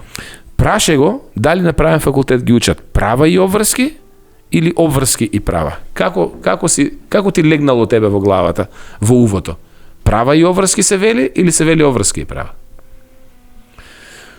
Секој ќе ти каже права и обврски. Да. Па кажи ми, како можеш ти да стекнеш со право без обврска? Не, обратно е. Обврски и право е. Без да се обврзеш на нешто, ти немаш право на ништо. А нас намерно не учат на права и обврски. Не учат да сме тейкери. Не учат ние да земаме, да бараме. Ние сме дојдени овде да даваме. Ние сме дојдени овде да се обврзаме. Немаш право на ништо. Роден си гол, ќе си заминеш гол. Само кога ќе се обврзеш, имаш право. И тоа како последица, како бумеранг, како фидбек, на ништо немаме право додека не дадеме. Имаме обврска да изградиме 2 болници. Некој ќе има обврска да изгради училиште, некој ќе има обврска да изгради старечки дом, кој што бесплатно ние не размислуваме така. Ние размислуваме тендер да наместиме, да украдеме, да земеме. Ние веруваме во оскудност. А во Библијата вика како е внатре, така е надвор. Во што веруваш, тоа креираш. Квантната физика го докажа тоа. Ако веруваш во оскудност, ти живееш во свет на оскудност. Ако веруваш во изобилие, ти живееш во свет на изобилие. Сега, зошто сум оптимист за вас, помладите генерации? Оти овде ни кажува дека се е изобилие. Јас, кога го купував албумот, како тинеџер, овој албум, Dark Side of the Moon, во Струмица стигнаа само 3. И ако не си брз, и ако не го земеш, ти ја немаш плочата и немаш од кај да ја најдеш. Ние живеевме во оскудност. Денеска, колку примероци можем јас да даунлодирам MP3 од Dark Side of the Moon? Денеска младите луѓе живеат во изобилие. И веруваат во изобилие. Денеска се што треба е само да се охрабрат. Ние не верувавме во тоа. И затоа акумулираме. Затоа правиме зимници се уште. Тоа е тотално... Затоа чуваме Сунгер Стар, некој, не знам, душек у подрум, за не дај Боже ке се најде. Затоа што веруваме во оскудност. Новите генерации го нема тој проблем. И затоа сум јас оптимист. Ама треба да ги охрабриме. Треба да им покажеме да поверуваат дека може, дека во Македонија има луѓе што тоа го успеваат. Да, но каква ни е реално бизнис климата во Македонија? За среќа никаква. Ма тоа знаеш што значи? Зошто викам за среќа? Па тоа е добро или лошо? Па тоа е твоја шанса, немаш конкуренција. За младите да се охрабрат. Јас ве уверувам дека на планетарно ниво немаме конкуренција ние. И всушност самиот поим конкуренција доаѓа од мајндсет кој што верува во оскудност. Конкуренција не постои, постои соработка. Не постои конкуренција. Конкуренција е кога јас сум свесен за моите некомпетенции, па морам некого да го лактам, морам да го сопкам, морам да му правам зврчки, за да јас бидам подобар од него. Ако ти си компетентен, нели кажавме, компетентните луѓе знаењето го споделуваат бесплатно. Зошто? Па не се плаши од ништо кога знае дека може. Го споделува успехот. Конкуренција има кај оние во тие глави кои што знаат дека не се доволно компетентни. Не постои конкуренција. Еве размисли, ќе видиш. Добро, некој вика здраво е да се има конкуренција и поради нив ќе бидам подобар. Здраво е да се има различни идеи и различни мислења. Но конкуренција не постои. Еве да ви кажам, еве во актерство, во спорт. Замисли дека ти си најдобриот актер на планетата, ама треба да излезеш на сцена со 10 други. Ако се 10 други неквалитетни, не може ти да дојдеш до израз. Гледаш дека нема конкуренција туку со работка. Но ако ти знаеш дека не си најдобриот актер и се уште некој ја бара улогата, ти гледаш него да го минираш заради тоа што знаеш дека твоите компетенции не се конкурентни. Не знам дали ме разбираш. Да, за страв станува збор веќе тука. Не може спортист да биде добар спортист. Неверување во себе. Така е, неверување во себе. Страв. Конкуренцијата е одраз на уплашен човек кој што верува во оскудност. Не постои конкуренција. До 20 години може би често го користев зборот се надевам. Сега дојдов до еден момент кога поради зборот ми беше поставено прашање, ќе работиш малце повеќе, тоа беше на академија. И кога реков се надевам нема да ве изневерам, тука имав 3 сати урлење над глава. Затоа што не може се надевам кога станува збор јас дали ќе го направам тоа. Туку ќе го направам и ништо повеќе од тоа. Како јас го илустрирам овој начин на размислување. Си се возел со авион? Да. Замисли пилотот влегуваш ти, сега треба да летиме, например, за Виена. И замисли кажеш, драги патници, се надеваме дека ќе полетаме и се надеваме дека ќе слетаме во Виена. Ќе останеш во авионот? Не. А како вика пилотот? Ќе полетаме во 11:35 минути, ќе летаме 57 минути, не очекуваме турбуленции, времето е вакво, во Виена кога ќе слетаме ќе биде вакво, ваму да. И ти што правиш? Ти знаеш дека си во сигурни раце. Нема се надевам. Нема, значи, едноставно знам. Затоа треба верување. Затоа вербата е пред се. Јас затоа всушност и ќерка ми си е крстев Вера, за да ме потсеќа на тоа. Додуше и мајка ми се вика Вера, случајно, нели? Меѓутоа, без верба, не вера од религиозен аспект, без верба, ништо човек не прави. Ништо. Човекот не може да живее ако не верува. Еве размисли и ќе видиш. Кои си вршат самоубиство? Тие што не веруваат веќе дека може било што во живот да сменат. Вербата е таа што не води. Не е храната, не е ни водата. Вербата е. И затоа нема се надевам. Знам. И ќе видиш како одат работите напред. Јас немам дилема кога нешто ќе тргнам да го направам. Немам дилема. Јас не викам ќе пробам. Што значи тоа ќе пробам? Не, или го правам или не го правам. Баш и поради тоа јас уште не релативно не сум бил ни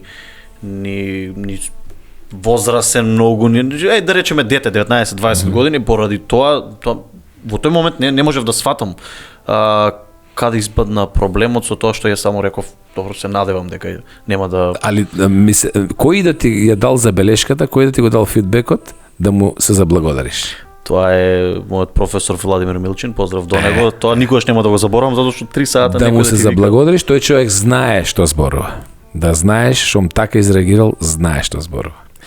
Има книга, еве мене ми се смени животот после таа ситуација, има книга што ви го смени животот, што ви ги смени видиците, размислувањата, погледите кон светот. Има многу такви книги, многу. Значи, ајде да почнем прво од твоето, од актерството, од романите, тоа се Браќа Карамазови и Мајстор и Маргарита. А како полуроман, предприемчива книга, но како роман е напишана, е Айн Ранд, Атлас протресен. Таа книга ја препорачувам на секој еден човек на оваа планета. Бидејќи е роман, но точно те едуцира како да размислуваш како лидер, како предприемач, како визионер. И е фантастично ремек дело. Дури во Америка се смета дека после Библијата е книга која што извршила најголемо влијание на американското општество. Потоа ми се Богатството на народите од Адам Смит. Од тој човек многу учам. Што е интересно? Пази, тој живеел во 17 век. Што е интересно за Адам Смит?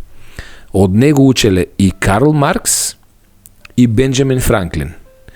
Едниот го протолкувал тотално спротивно од другиот. Но Бенџамин Франклин, кој што бил современик на Адам Смит, 4 пати го препливал со дрвени бродови во тоа време Атлантикот, за да му оди на часови да го менторира. Затоа Бенџамин Франклин ја направи таа слободарска Америка, па од него потоа се јави Дейл Карнеги, Ендрю Карнеги, индустријалецот, челичната индустрија и така натаму, па од тој мајндсет произлезе романот на Айн Ранд, Атлас протресен. Од современите полесни за читање, но многу приемчиви, многу вистинити. Роберт Кјосаки, Богат татко, сиромашен татко. Парадигмите на Боб Проктор. Брайан Трейси, особено цели. Ерик Вори, како да си професионалец, GoPro. И сега да не набројувам, ги имам многу, нели, овде може би круна на сето тоа е Наполеон Хил, кој што учил директно од истиот Ендрю Карнеги, што ти го спомнав, мисли и збогати се. Па Ерл Найтингел и така натаму и така натаму. Навистина ги има многу, но еве и Воскресни жив, кој што е всушност сублимат на моето искуство во животот и филозофиите што сум ги презел од овие луѓе и дел што не ги спомнав. Да не заборавам и спомнаа за приказната за мувата и пчелата, да ни кажеш. Тоа не е моја. Без тоа да не поминеме. Тоа не е моја приказна, да. Токму за... Но јас ја раскажав, па гледам предизвика многу убави реакции. Господ кога го створил светот, бил презадоволен како Леонардо да Винчи кога ја видел Мона Лиза. И се дури и самиот бил воодушевен какво ремек дело створил. И Господ вика, ова е навистина ремек дело ја створив. Ама вика, ајде не се возгордеам, дај да побарам друго мислење, нели? И вика, кој го има на секаде ни светот? Аха, вика пчелите, тие се секаде. Па дај да ги прашам тие да видам како го гледат светот, може би сум пристрасан јас. И ги вика пчелите, ги замолува да прошетат секаде да летат низ планетава и низ Македонија. Патем да кажам, јас се сметам за прошетан човек, Македонија е преубава земја за живење. Овде ако се смениме ќе го сватиме тоа. Преубава. Меѓу другото и во Македонија летале пчелите и се враќаат воодушевени. Цела ноќ фалеле какви пољани, цветови, бои, плодови, мириси, вкусови, ливади, поточиња, реки, мориња, езера, облаци, зраци, сон. Не можеле да се цела вечер биле воодушевени и раскажувале што виделе. И Господ вика, ви изгледа ова навистина испадна ремек дело. Туку вика, ај да не па тие ми се малце да не ми полтронишат малку, најде да не. Може би го кажува тоа што мислат дека сакам да го слушнам. Ајде трето мислење да побарам. Кој ги има вика низ свет? Мувите. Аха. И им кажува, ве молам, прошетајте вака и вака се и во Македонија, секаде. И мувите. Летат цел ден, се враќаат. Воодушевени, истиот ентузијазам, воодушевени. Па какви трулежи вика, какви смрдежи, какви измети, какви депонии, па вика, неверојатно е колку убав свет сте направиле, вика. Ова вика смрдежи на сите страни. И се прашањето на навучението кое е?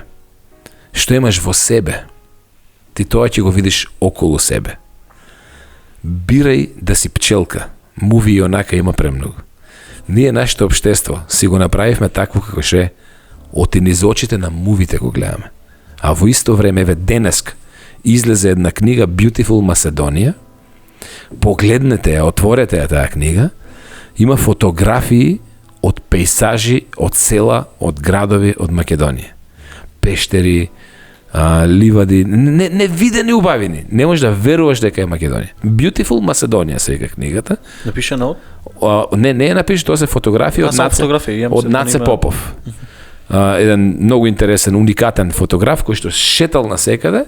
Малци има мал удел и јас со него, пријатели сме оддамна. И ќе видите колку не убаво. Но мораме да погледнеме низ очите на пчелката. А ние бираме во животот дали ќе сме пчела или мува. Оти внимавајте, мувата не губи, пчелата не губи време да ја објасне на мувата дека има и цветови. Зошто? Оти ке нема да ги прошета сите и нема да го собере целиот полен. Остај ги плукачите нека плукаат на се, а ние да си бидеме пчелки. Тоа е приказната на кратко за пчелите и мувите. Пчелите и мувите. Добро, цело време спомнуваме, да, се согласувам, јас ја сакам многу Македонија, дека е едно мало парче земја кое што веројатно не си го цениме доволно. Како да го смениме тоа, како нема очигледно нема формула, нема дефиниција. Со работење на себе. Значи, прво и основно, треба да престанеме да гледаме телевизија. Тоа звучи многу брутално, ама многу сериозно го мислам. Телевизиите и воопшто медиумите се надпреваруваат за негативни вести. Зошто? Оти многу добро знаат како функцира човечкиот мозок. Човечкиот мозок е перфектен одбранбен механизам. И многу повеќе внимание обраќа кај што има опасност, отколку кај што има цветови, ливади, полјани и така натаму. Отон прво гледа се одбрани. Заради животните искуства со генерации наназад. И бидејќи медиумите тоа го знаат, целта нивна е да се привлече внимание. Социјалните медии целта им е што? Кликови. И бидејќи ние нон-стоп сме на телевизија, погледне, не постои вести во светот кај што не почнуваат со драматична музика. Зошто таа? Зошто ние зошто вестите не почнат например со музика, да кажеме од Штраус? Или мојата омилена, ќе ја кажем, од Шостаковиќ, вториот валц. Зошто? Затоа што тоа не е страшно. Тоа е многу убаво. Вториот валц асоцира на цвеќење, на пчели, на убавина, на љубов. Тоа не носи пари. Затоа кога ние сме нон-стоп на такви информации, ние сме под стрес. Кога е човечкиот организам под стрес, престануваат виталните функции да функционират. Оти човечкиот организам е дизајниран да биде под стрес 5 до 10 секунди. Тоа го викаат психолозите за да одлучи fight or flight or hide. Што значи тоа? Порано ќе најдеш, еве да кажеме во околината овде на Велес, на мечка. И сад човечкиот ум е во стрес. Зошто? Во секунда проценува дали да се бори против мечката, дали да се скрие ако може или да избега. За сето тоа што ни треба? Енергија. Ни треба адреналин. Кога си под стрес, дури и желудникот, тоа е научно докажано, медицината го докаже, престанува да ја вари храната за момент. Виталните функции се сведени на минимум. Зошто? За максималната, затоа добиваме адреналин. За максимална енергија да ни треба или да се избориме, или да се скриеме, или да избегаме. Кога сме ние програмирани на негативни вести, телото ни е постојано под стрес, а дизајнирано ни е само неколку секунди да биде под стрес. И ние виталните функции ни се редуцирани. Затоа и доаѓаат, затоа имаме галопирачки голем број раст на тумори, ракови и не знам какви се болести кои што порано не беа толку изразени. Зошто ова го зборам?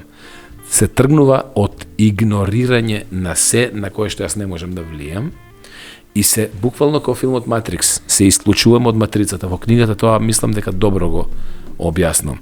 И потоа тргнувам со мојата визија за себе. Сакаш да бидеш добар актер и се програмираш и слушаш информации само во таа област. Наоѓаш човек што е поуспешен од тебе во таа област и го следиш додека не го надменеш. Го следиш додека не му земеш повеќе Оскари од него. И ќе видиш како ќе се чувствуваш реализиран, среќен и ќе имаш буквално мајндсет на пчелка. Во истиот свет во кој што сме, ако ги смениш начинот на кој што нештата ги гледаш, нештата што ги гледаш ќе се сменат. Во истата таа Македонија, до 2008 јас гледав само негативности. Сега за мене Македонија е најубавото место за живење во светот, затоа живеам овде јас. Моите деца растат во најубавата земја во светот, ама јас си креирам моја Македонија. Вестите креираат нивна Македонија, но таа не е моја Македонија. Мојата Македонија е она која што јас во која што верувам и јас што предонесувам. Не знам дали ме разбирате. Да. Прво треба да почнеме од тоа. Внимавај кого слушаш. Оти тоа е феномен на психолошка индукција. Од што се индуцираш, тоа ќе продуцираш. Ти не можеш да дадеш нешто што немаш. Не може мувата да даде мед. Како што и пчелата никош нема да застане на измет. Ама ние бираме, за разлика од сите други животни кои што немаат право на избор. Човекот бира во што ќе се претвори. На човекот му е дадена потполна слобода. Од што Господ толку многу го сакал, му е дал единствено живо суштество на универзумот, што има потполно слобода да бира во што ќе се претвори. Потполно слобода да бира како свет ќе креира. А ние сме креатори. Ние не сме нешто што конзумираме готово. Ние креираме. Сега ти ја искреира оваа емисија. А јас го креирам моето мислење и сега давам мој придонес во таа, но ние сега креираме. Штом креираме, тога се зависи од нас, но не можам да искреирам нешто што го нема во мене. Еве се, дајте ми од чашката, дај ми сок од портокал. Ако нема овде сокот, како ќе ми даеш? Не можеш да даеш нешто, затоа е многу битно што конзумираме. Не што конзумираме као храна и вода. туку како информација, како фреквенција. Оти мозокот функционира на фреквенција, мислата е фреквенција. И во завис од тоа, а материјата е енергија, ние креираме она во која што фреквенција ќе пратиме. Ти мислам прегеска на ручекот, која спомнавме питата, ми спомна дека за Масару Емото, или како се беше јапонецот кој што кажа дека молекулите на водата се менуваат. Па водата е материја, молекулот е материја, а мислата е информација, фреквенција. Во завис од тоа на која фреквенција она таков молекул ствара. Што значи тоа? Дека ние креираме. И дека се е мисла. И Никола Тесла кажал, ако сакаме да го разбереме животот и универзумот, мораме да размислуваме низ призмата на фреквенција, вибрација и енергија. Друго и не постои. Ние вибрираме она што го примаме. Па земи еден компјутер. Кои програми ќе му ги даунлодираш, потоа тоа тој може да аплоудира. Ако некој програм го немаш и најдобриот процесор да го има, ако му инсталираш само MS-DOS, толку е ограничено. Тога не можеш да го гледаш Леонардо Ди Каприо на компјутер, дури да го има најдобриот процесор. Ние го имаме најдобриот процесор, но функционираме на MS-DOS. И плюс, полни сме со вируси. Како змијата што влегла у рајските градини. Мислите кои што ги индуцираме од околината, не се наши мисли. Мислите што ни ги дала учителката од 1 до 4. Децата мое мало, родителите мои, црквата, религијата, рекламите, телевизијата, весте, тоа не се наши мисли. Тоа се змии кои што влегле во рајската градина. Но тоа не се наши автентични. Сите сакат да не програмират. Живееме во агресивни општества кај што се не програмира. Од реклами, информации бомбардирани на сите страни. И ако ние не се одбраниме од тоа, ако не си инсталираме што? Firewall и антивирус. Ние ќе заборавиме автентично кои сме. И како ќе давам совет на некој кој што заборавил автентичен кој е. Затоа е многу важно прво да се вратиме кон себе. Сега во последно време еден од моите најдобри ментори е Сем Вакнин, кој што патем живее во Скопје и има комплетно нова книга сега прави со нова филозофија околу nothingness, кај што тоа точно објаснува како ние треба се вратиме на себе, али ќе го викнеш можеби него во емисија за поавтентично. Може да. Спомна и страв. Оти многу ни е битно твоето мислење, затоа си нормално поканет.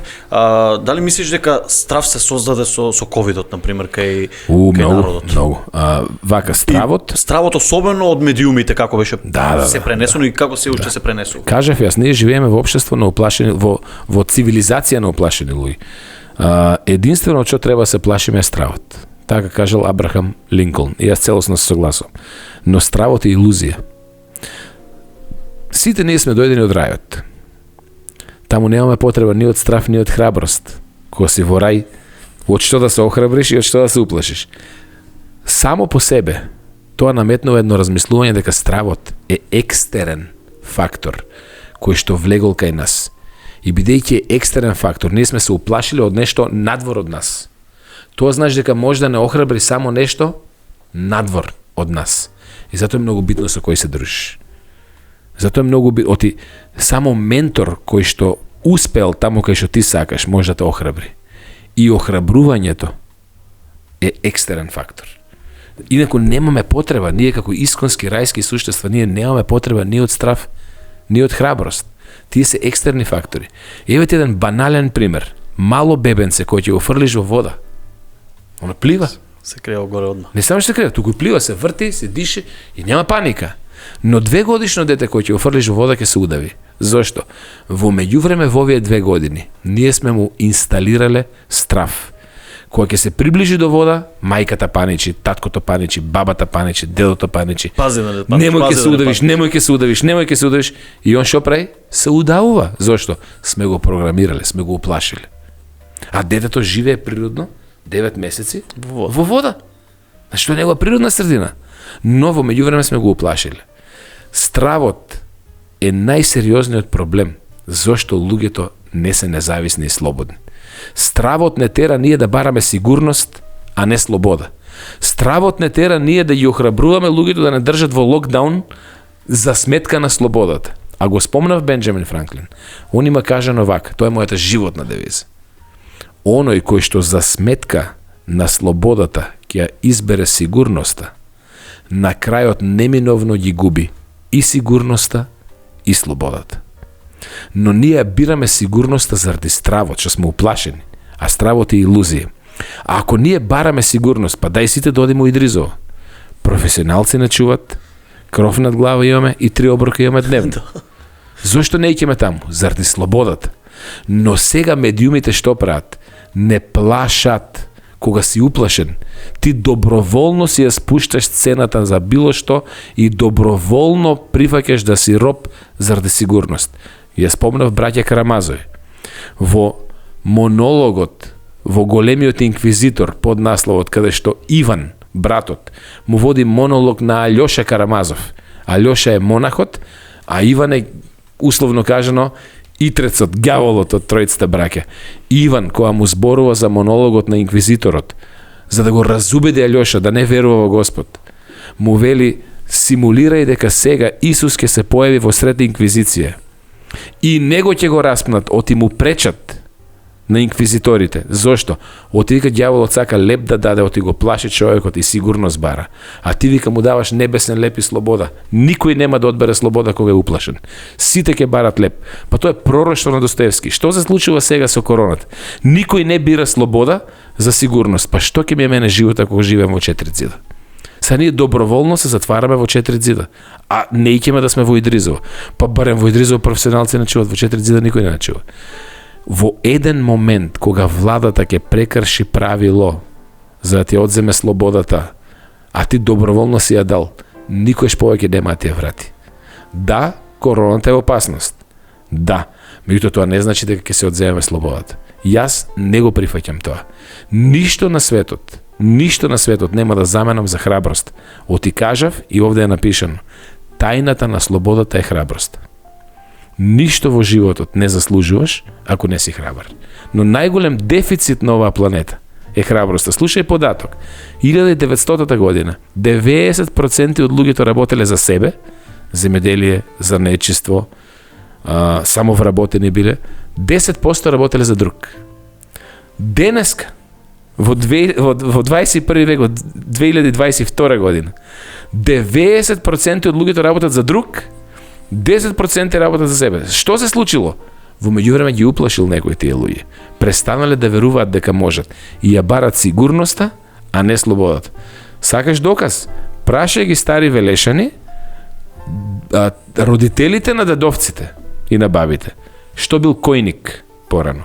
И колку слободоумни луѓе живееле на којник, и сите биле занетчи, еснафи, индустријалци, работеле за себе. А што се случи потоа? Ги пикнавме луѓето во фабриките. И сега од кои излегува од фабриките, тие луѓе не знаат што да прават, те чекат некој нешто да им каже. Работи овде, копај ваму за плата. Што изгубиле тие луѓе? Ја изгубиле слободата. Зошто? Престанале да веруваат во себе. Уплашени се. И доброволно прифаќаат да работат за други. И тие доброволно ќе се ја даат слободата на некоја влада. Тоа е исто како да си жив мртовец. Ако ја изгубиш слободата, се си изгубил. Се согласувам. Ми мафтаат 5-6 пати веќе. Времето го броевме. А имам уште толку многу да те прашувам, ме интересира уште многу работи со тоа што можеби накратко да нема карате. да ни кажеш во што, и мене лично многу ме интересира, во што се каеш што си вложил, во што си вложил многу, а си се надевал дека ќе добиеш? Во ништо не се кам. Например, многу луѓе па добро, нели се каеш што си бил 10 години политик? Не, научив како не треба. Човек, јас ги охрабрувам сите да прават што е можно повеќе грешки, но различни.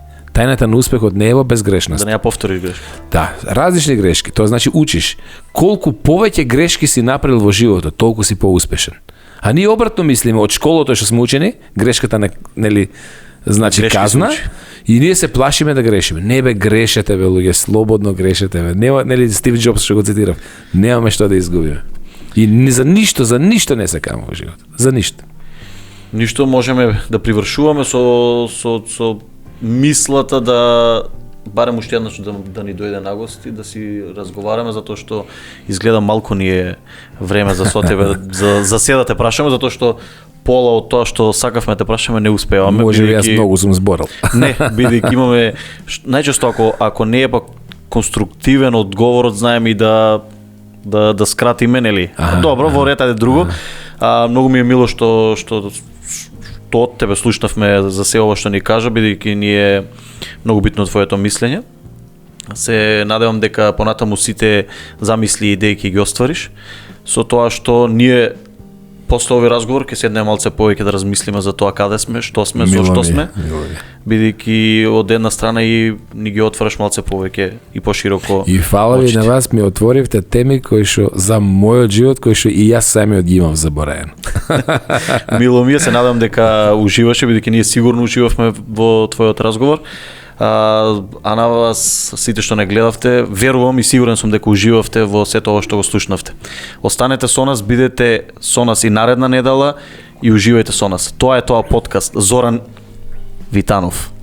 Ви благодариме што и вечерва бевте со нас. Во оваа прилика за крај сакам да искористам да им упатам огромна благодарност на нашите спонзори и помагатели: Atlantis Invest Group, Demateli Home Center, Decoras, Офицерски, Unistar Trade, Doremi, Penta Production, Circle. Господа, ви благодариме многу и останете со нас, а сите оние што повеќе се заинтересиравте за нашата емисија, контактирајте не, имаме простор за маркетинг. Ви благодарам.